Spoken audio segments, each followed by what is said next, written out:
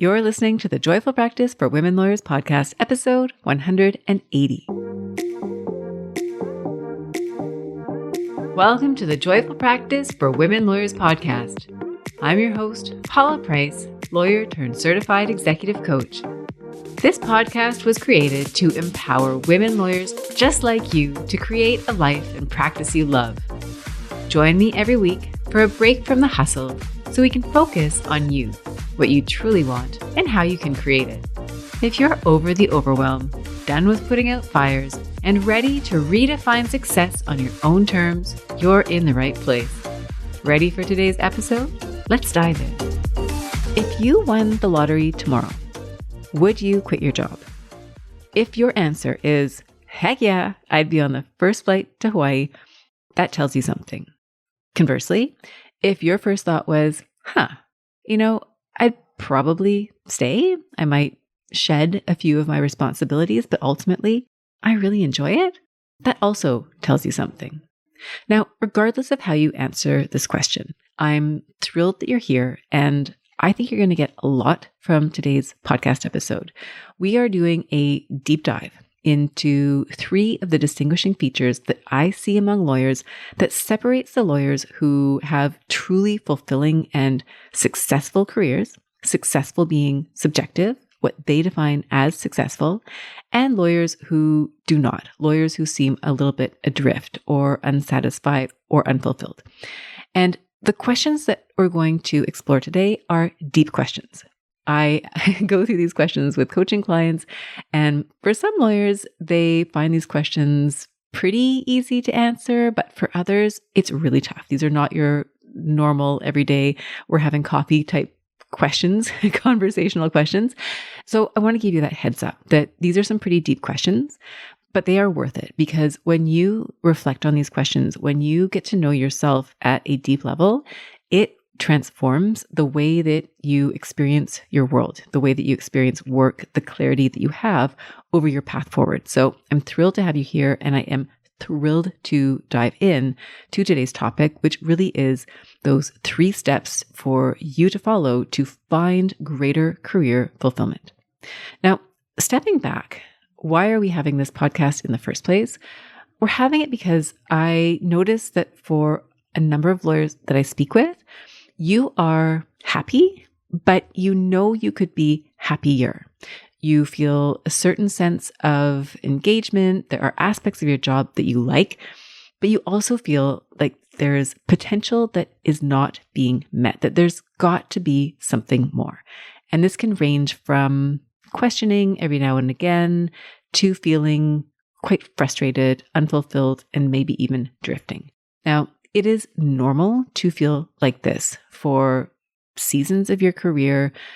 Maybe there's certain files that you're working on that are particularly challenging. Maybe there are moments where your team is difficult to work with, or you're having some challenges outside of work and it's having an impact on your professional work. So it doesn't have to be perfect all of the time. But what I'm offering to you is that if you are finding yourself in a season where you're wanting more, right? You want to find a greater path to career fulfillment and you want to do that over the longer term, then it helps to really dive into what's beneath the surface, what's driving you. Now, for lawyers, this can be hard to do because you're busy, right? You have a practice to run, you've got a life outside of work. So the idea of sitting and reflecting on some of these big questions doesn't seem practical. It doesn't feel like you have time for it. You might also find that you are where you are because you're driven by a scarcity mindset, right? I think sometimes we think that the work that we do is work that we do because we have to, right? That there aren't better options out there for you, that even within your role, there's no way you can make things better. This is just how it is, right? It's almost like you're taking things on default. It's what's been offered. And so you're just saying yes to it. Maybe there's a lockstep system where you are and you're just following the path. And that's fine, right? If you're happy with that and that's working for you, that's great. But if it's not, then this is a really great opportunity to take that step back and to start questioning, right? To start asking yourself some of the bigger questions so that if you are off track, you can pull yourself back on track. And by getting yourself back on track, I'm not suggesting that you need to change jobs. I'm not suggesting you need to make anything drastically different about your life. I'm talking about getting reacquainted with who you are and what you want, and then adjusting so that what you're doing aligns with what you want. And so today's episode will help you do that. Now, this work that we're doing is important. I think that career fulfillment is one of the toughest areas that I coach on, right? If I look at the work that I do with my lawyer clients, I do a lot of practice management. I love practice management for many reasons, including that there is an immediate impact. When you come to me and you're having trouble getting things done, we can talk about how you're approaching your work and we can find solutions so that it's a relatively quick and instant result kind of fix, right? You'll notice changes right away. Whereas I notice that when I'm coaching lawyers on bigger picture questions, right? Like career fulfillment, or what should they do next? Or are you in the right job? That's where it gets to be more challenging, right? There's all this momentum that is keeping you going in the direction that you're in. And you don't have a lot of time to reflect on these questions. And so sometimes if I ask you questions about what you really want, what your values are, what you find fulfilling, you might find it hard to answer those questions. I've got a worksheet that I give clients sometimes. It's my Creating a Vision worksheet. I actually just updated it over the weekend. And part of that worksheet involves a planning exercise, a forecasting exercise, 1 year, 3 years, and 5 years from now. And it's incredible because the feedback that I get most often from the worksheet is that it's really, really difficult to answer the questions. Now, some lawyers answer the questions more easily than others, but many of them struggle with the worksheet. So I've revised it because I want to re-sequence and reframe the questions to make them easier to answer. And I'm also leading a workshop at the end of this week with a group of women lawyers that I have worked with because I want to take them through the exercise. I want to help them with the 1, 3, 5 year planning. And I know that this type of work is hard. I went through the questions myself the other night. It's hard, right? To create a vision for the future when you don't know what the future is. And yet, if we don't take the time to create those visions, then where are we going, right? Where is our path taking us? So this work is really important. So today I'm going to share 3 tips, 3 ways in which you can create a career that is sustainable, that is fulfilling, where you are really reaching your potential. And I'm going to talk a little bit more about that. And as I go through these 3 suggestions, as always, I invite you to think about yourself, your practice, and how this applies to you. So step 1 is to identify your purpose. Did I just say that? Yes. Step 1 is to identify your purpose. You're probably thinking, wow, that is really hard to do. What is my purpose? It might seem a little bit coachy, right? Ooh, this is a very coachy question. Maybe you think it's a navel-gazing type question or a little bit too woo-woo or indulgent. But hear me out.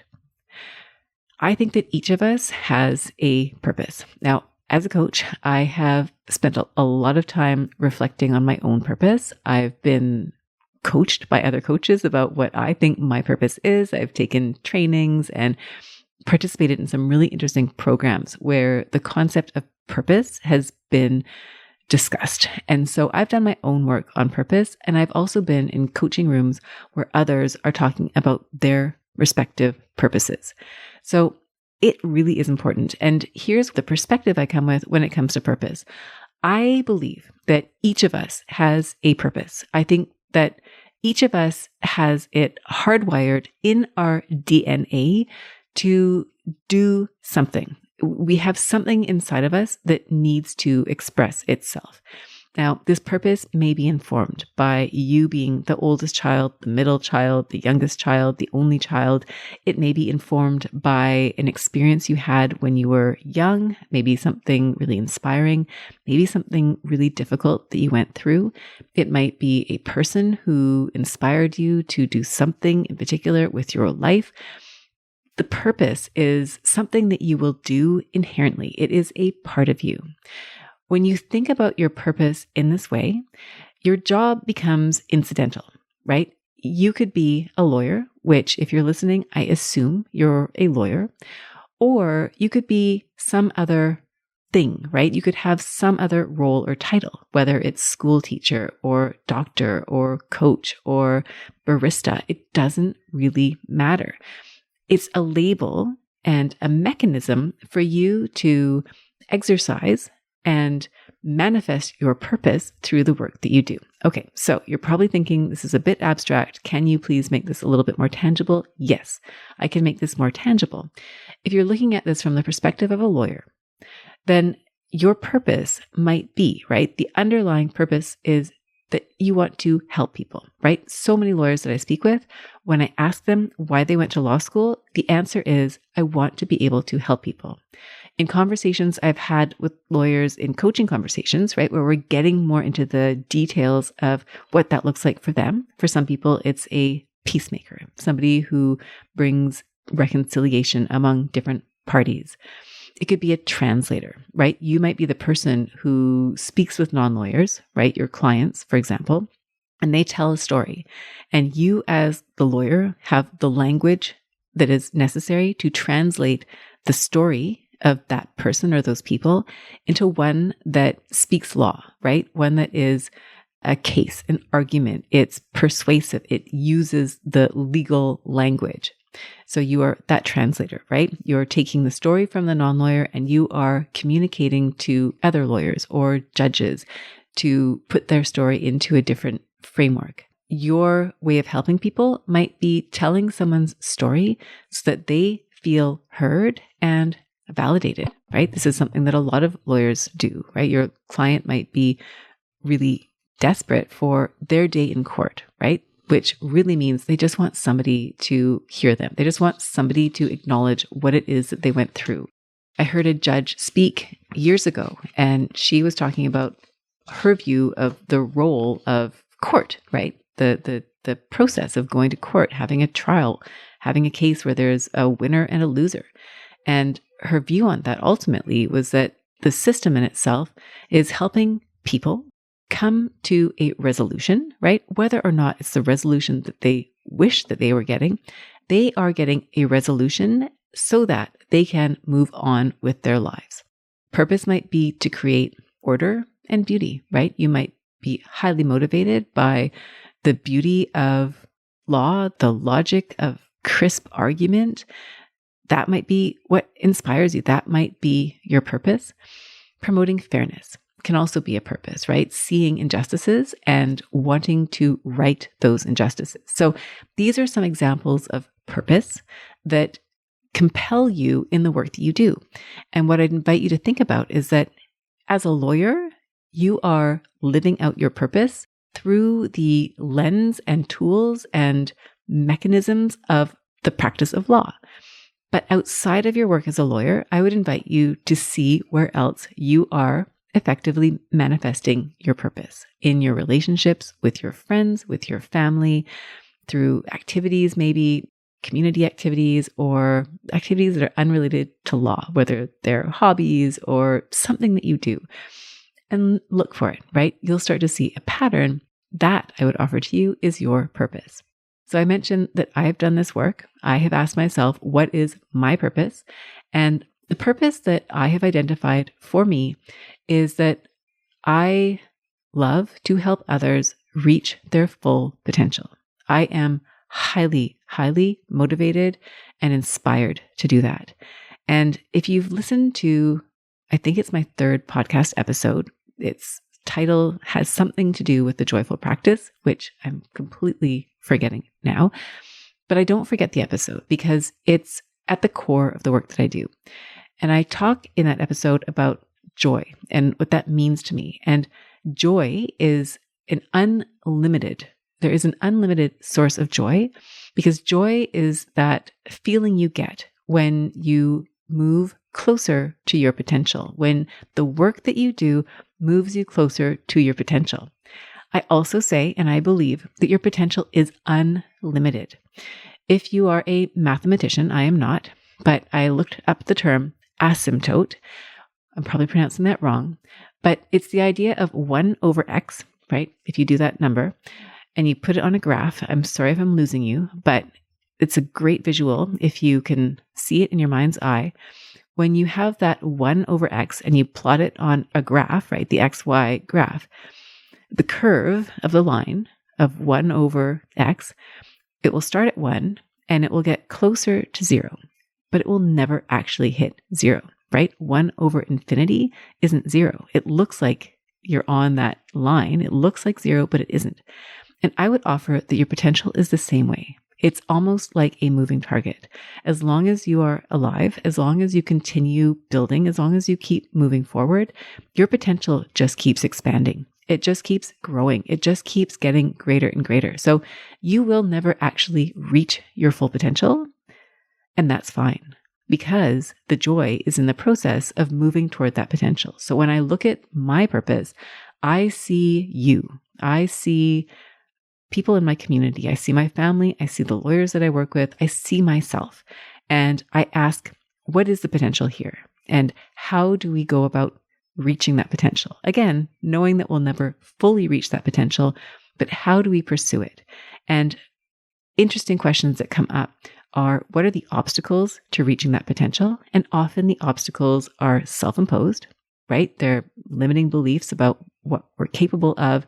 It may be lack of confidence. It may be self-doubt. It may be lack of giving ourselves permission. It could be anything, but there are those internal obstacles. And then there's the external ones, right? The rules that society has set for us. Maybe it's access to certain resources. So when you try to reach your potential, you're going to see these obstacles come up. And part of what I love doing is helping people past those obstacles so that they can reach their potential, so they can move beyond what they thought was possible for themselves and experience that sense of joy, that sense of fulfillment through their professional work. So there's some really great work on how you can identify your potential. A couple of suggestions if you're interested in this question. Gay Hendricks has a concept called the zone of genius. I'm not going to get into detail about it. I've talked about it on the podcast before. It's this idea that there's a zone of work, right? He talks about zone of incompetence, competence, excellence, and genius. Excellence is where a lot of lawyers are going to get trapped. It's doing things that you're good at. Other people appreciate that you do it for them, but you don't really love it. That zone of genius is much more aligned with purpose as I'm describing it here. It's where you have that deep sense of fulfillment. You love it. You're good at it. It's something that comes easily. Perhaps it doesn't always have to come easily, but it can come easily for you. That is your zone of genius. So you might look that up if you want to dive more into how you might discover your purpose. And then there's also this Japanese concept of ikigai. Again, this is where your values, your interests, they align, right? And you are able to create work through that process. So this first question then, identify your purpose. It's a deep one. You can see why I issued the warning at the beginning of this episode. This is a really big question. And I don't want you to feel pressure, like you need to find your purpose overnight, or that you even have to find your purpose in a month's time. I would simply invite you to reflect on this question and to think about what you think your purpose is. You're the one who gets to decide what your purpose is going to be. And the reason that you want to have a purpose is simply because it sets a framework for you. It gives you a goal. It gives you a North Star. It sets your GPS, whatever description resonates most strongly with you. But it creates that sense of meaning and that deep, what are you doing through your work? You know, it's so much more than just doing your job. It's so much more than that. And so when you know your purpose, then you have a greater sense of, okay, if this is what I'm here to do, if I'm here because I really want to help people, I want to help people reach their potential. I want people to feel validated. I want people to come together. Then you know that that's at the underpinning of the work that you're doing. And then you can find ways to manifest that in more tangible ways. So that was step one, big step, identify your purpose. So that moves us to step two, which is to root your motivation in service versus ego. This again is something that comes from observations that I've noticed with myself, with lawyers that I've worked with, in conversations. And there's a difference here, and I'm going to explain that to you, starting with ego. Ego can be a very powerful motivator. However, I do not think that ego is a sustainable source of motivation, and I question whether being motivated by ego or having ego as the primary motivator for the work that you do is going to lead to the kind of fulfillment that you're seeking. So, ego, what does that look like? How do you know if you're being motivated by ego? I'll offer you a few red flags, if you will, some signs to watch for that may suggest that you have adopted more of the ego motivation category versus service. So sunk costs is probably the biggest one where you're motivated by ego. That might look like I've invested so much time in law school, in this particular organization, on this training. I've spent all this money and now I need to somehow earn it back. It tends to be quite backwards looking, right? When you're looking at sunk costs. So an example that came to mind, I recently, for the first time ever actually, gave some clothing to consignment, right? You give your clothing to a consignment store, they sell it, and then they give you money. And the reason was that I had a few items in my closet that I'd never worn, right? These were items, they weren't super expensive, but they weren't cheap. But because of the fabric, I think most of them were a scratchy fabric, which I've now just accepted that I can't wear. And a couple of items were in a color that I just will not wear. These items have been in my closet for years, right? I didn't throw them away because of the sunk cost, because they were an investment in a sense. And I thought, at some point I must use them, but I never did. And instead I gave them away to consignment. And I have to say, it's kind of a sketchy process. I called the store yesterday just to confirm if there was anything that I had to do. And it was a really weird conversation where I learned that, in fact, they kind of keep the clothes for a while. And if nobody buys them, they donate them to charity. And I didn't know that. Not that there's anything wrong with that, but I didn't know that. And so part of me thought, well, should I go and pick up the clothes, right? If that's what's happening. And that's not what I agreed to. I didn't even know that was what was going to happen. And then I decided not to do that. I thought, even if those clothes never sell, even if they're donated to charity, and, my alternative was to find people in my life that I could give them to, because they're nice clothes. They've never really been worn, maybe once. Some of them still have tags, but then the freedom of not having to even think about whether or not I had to do anything further won the battle. It won the internal battle. And I decided I'm just going to let them go. It's a sunk cost. And so when you're planning your career and making decisions about your career, it can be a lot harder to say goodbye to something that you've invested a lot of time in, right? I've talked before on the podcast about no longer practicing as a lawyer, right? In effect, that is a sunk cost in the sense that I no longer practice law. However, there's also so much that I gained from my experience as a practicing lawyer. I don't want to get too far into that today, but you can see how it would apply in a career context. And so when I hear lawyers talking about the sunk cost, right? It's that looking to the past. I tend to think that as a source of motivation is fragile. It's not going to sustain you for the long run if you're focused on that recuperation or something that is tied up in a sunk cost.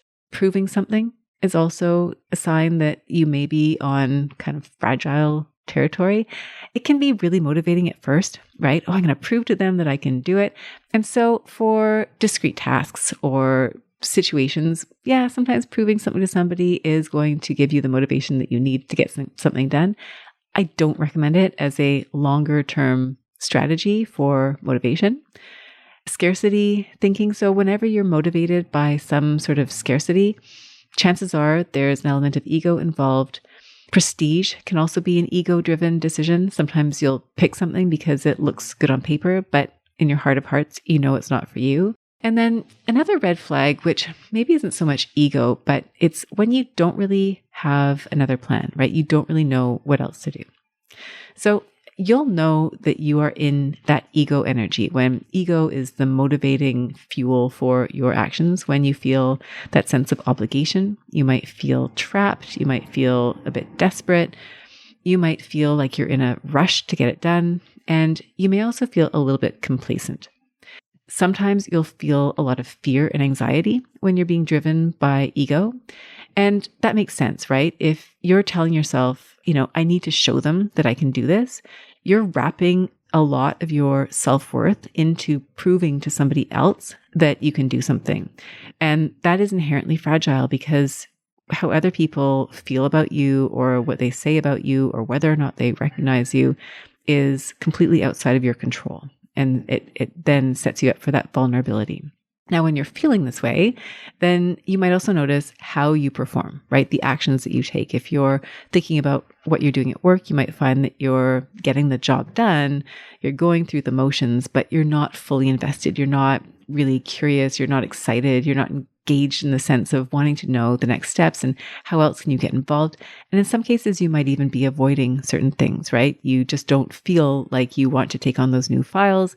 You kind of dread them because you're not fully invested. You're not fully engaged. This is not truly in alignment with what you want to do. And as a result, you end up not creating at the level of excellence that you know that you're capable of. And I don't think this is sustainable in the long run. So that is when you're approaching your work and the motivation is coming from ego.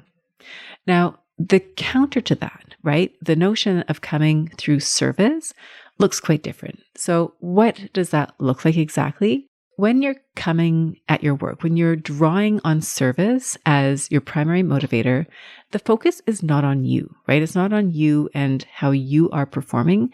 The focus is on how others are impacted through the service that you are doing, how they are impacted through your professional work. And what you'll often find is that impact is a manifestation of your purpose. So if you go back to what you identified as being central to you, right? That thing that is hardwired in your DNA that drives you, that you would do as a lawyer or in any other capacity, you're doing that through your professional work. And for that reason, it feels natural to you. It feels aligned and it feels easy, right? It doesn't necessarily mean that it's not hard to do, right? If I draw on my own experience, I do a lot of speaking and presenting, and these are areas that are hard for me. It takes me a lot of practice. It takes a lot of discipline and effort.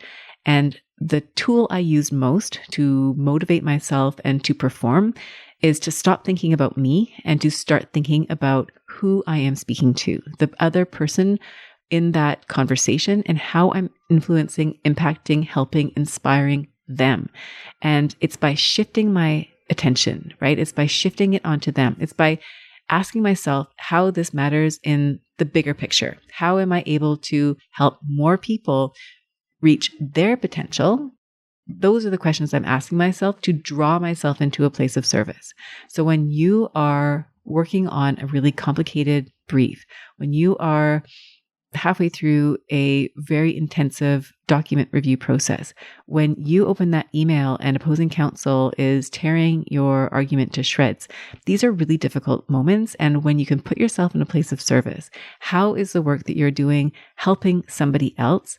It creates a motivation from a very different place, right? You're no longer worried about, oh, do I not look good in this situation? You're focused on the bigger picture. What do we need to do in order to move forward? So when you have that sense of service, right, when you're focused on that other person, that can help you feel more aligned. And for some people, it may not even feel like work. Now, I say that there are always going to be times when it feels like work, right? I love the work that I do, love it. And there are components of it that I find challenging, and that's okay. That is a part of it. The big picture makes it all worthwhile. So what does service sound like, right? I gave you an example from what it sounds like for me. For lawyers that I've worked with, it might sound like I want to give those young people who did something stupid a second chance. So that might show up in a context where you're helping somebody, you're advocating for somebody who has done something. It was a blip on the radar, and yet now they're potentially facing pretty serious consequences. You're helping them with that. Or I want to make sure families who go through a divorce do it in the least painful way possible. So acknowledging that this process can be really difficult for all the parties involved. You may work in the divorce context. You're maybe a lawyer who represents parties who are in the divorce. You might be a mediator who's helping to create some sort of a resolution. And so your role there is to do this process, right? Bring people through this process in a way that is minimally harmful for them. I want to see my clients be able to grow their business and put their products out into the world. So there are business examples where you see your role as a lawyer as helping to further the business of one of your clients. I see this a lot with lawyers who work with innovators and startups, and they see their roles as helping these baby companies make a big impact on the world. Another example might be more oriented toward the community of lawyers that you work with, right? I want to create a working environment where junior lawyers will thrive. I want it to be better than what I went through. That might be something that is a strong motivator for you. And finally, I want them to feel supported, heard, and included. So these are all examples of what it might sound like when you are motivated by a place of service. And so for you, I would invite you to think about what this would sound like in your practice. How is what you are doing in service to others? And how does the work that you're doing enable you to take your purpose and externalize it? Now, one of the reasons that I think this is so powerful, right? If we go back to ego versus service, then is that with service, the focus is no longer on you, right? You are finding a way to motivate yourself when you're doing something outside of your comfort zone, right? I mentioned earlier, whether it's speaking, a really difficult case, a difficult conversation. And it's more robust, right? It's less vulnerable than relying on your ego, because when you're coming from a place of service, you're more able to see that big picture. Like, what is it that you're doing here? What is that long-term goal?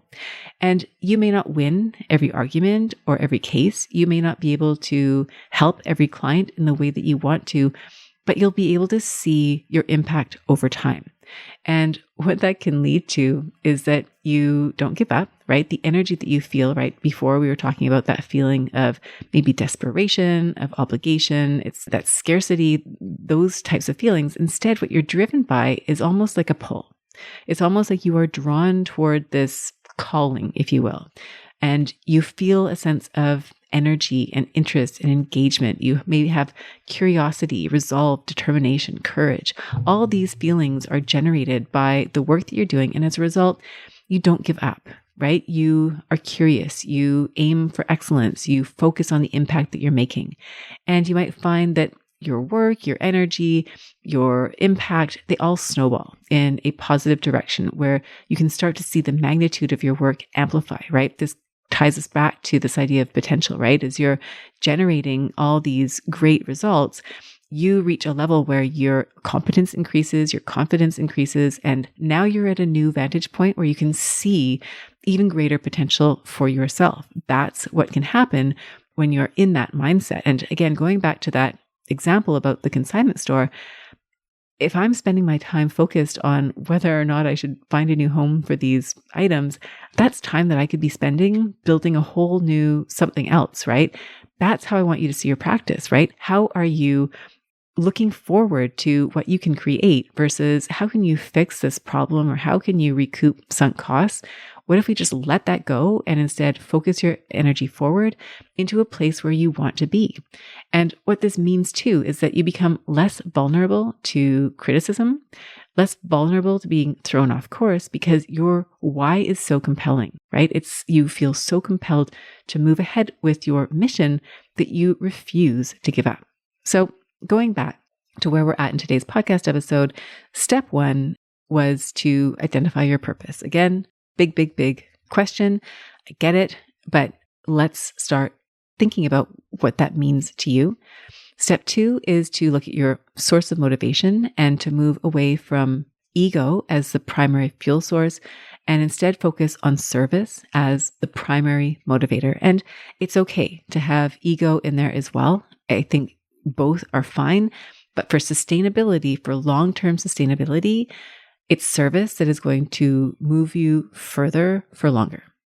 And then finally, what is the third secret, the third tip that I have for you here to creating a successful and fulfilling career? It is to be kind to yourself. As a lawyer, you operate in a culture of judgment, and you may hear all sorts of different labels or criticism, and yet you need to keep moving forward, right? You've got a strong purpose, you are serving, and you need to be able to do that even when it's tough for you. So what's some of the judgment that you might be facing in a day-to-day? I mean, it is really, really hard, right? You may feel like you're not smart enough, or you're being too academic, right? I feel like this ties back. There's that Barbie movie, and the part of the Barbie movie where they're saying you have to be smart but not too smart, you have to be thin but not too thin, pretty but not too pretty, nice but not too nice, etc. I mean, same thing, right? There's also a sleep training article that came out years ago when I had babies, and don't let your baby sleep on their stomach or they'll suffocate. Oh, don't let your baby sleep on their back or they're going to choke. Don't let your baby sleep alone, because if you do that, then they'll feel abandoned and they'll have attachment issues. Oh, don't sleep with your baby in the bed because you'll roll over and crush your baby. So there's all these different conflicting judgments, comments, advice, whatever it happens to be. And for lawyers, it is no different, right? You need to be smart, but, not too academic in the way you approach a legal problem, right? There's this idea of being confident, but not being perceived as aggressive or too bold or arrogant. There's this idea of, don't make dumb mistakes versus, hey, you're getting way too caught up in the minutiae. Poor attention to detail versus you're not seeing the big picture. You may be told, well, you're not being a good team player, but then on the other hand, maybe you're not working independently enough, right? You're not working hard enough, or you're working too hard. Other things you may tell yourself, or you might hear from others, you should have seen it coming, or, you're greedy if you want more, or you should feel lucky to have the job that you're in, etc. Right? There are all these messages that are coming at you from all directions at any given time.